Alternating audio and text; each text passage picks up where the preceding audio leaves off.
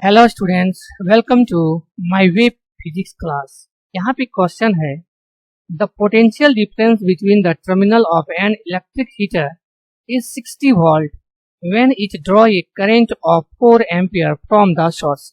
Question कहता है कि एक इलेक्ट्रिक हीटर है, उस इलेक्ट्रिक हीटर में जो है वह 60 वोल्ट का हम पोटेंशियल डिफरेंस दे रहे हैं दोनों टर्मिनल में। जब उस इलेक्ट्रिक हीटर में जो है वह 4 एम्पियर का करंट जा रहा है, तो कह रहा है कि what current will the heater draw if potential difference is increase to 120 volt.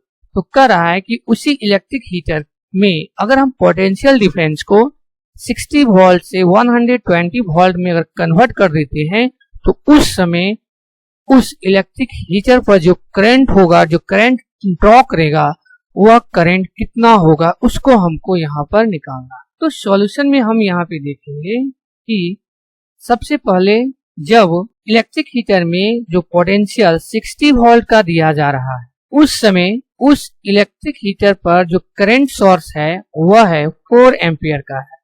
तो इसका मतलब उस केस पर हमको जो है वह रेजिस्टेंस निकालना है। तो यहाँ पर भी हम ओम्स लॉ का यूज करेंगे, V equal to I into are.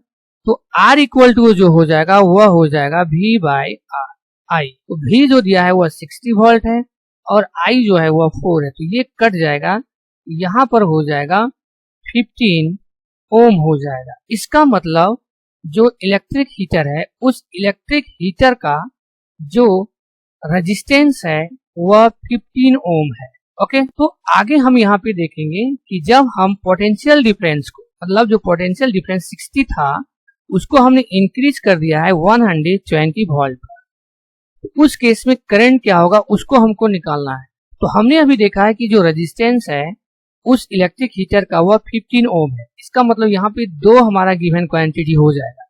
एक हो जाएगा जो पोटेंशियल डिफरेंस 60 से 120 वोल्ट बढ़ाया गया, तो इसका मतलब उसका भी जो हो गया इलेक्ट्रिक हीटर का, जो अभी हम अप्लाई कर रहे हैं बढ़ा करके, वह है 120 वोल्ट।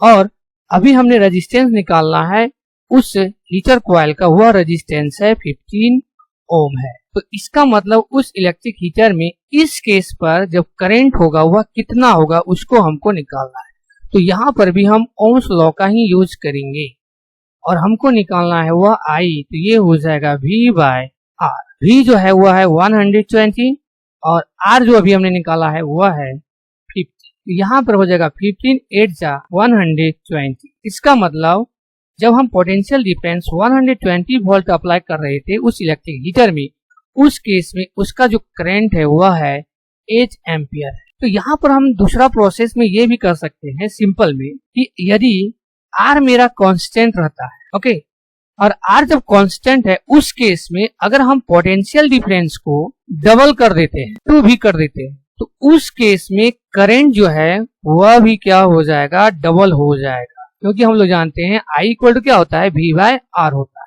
तो हमने यहाँ पर क्या किया है कि V पहले 60 था, फिर R जो है वह 15 था, फिर हमने V को किया 120 और R तो वही था मेरा 15। तो यहाँ पर हम देखेंगे जब फर्स्ट केस में ये हो जाएगा हमारा करंट 4, और यहाँ पर जब हम सेकंड केस में देखेंगे जब 120 वोल्ट कर दिया है, उस केस में हो जाएगा 8।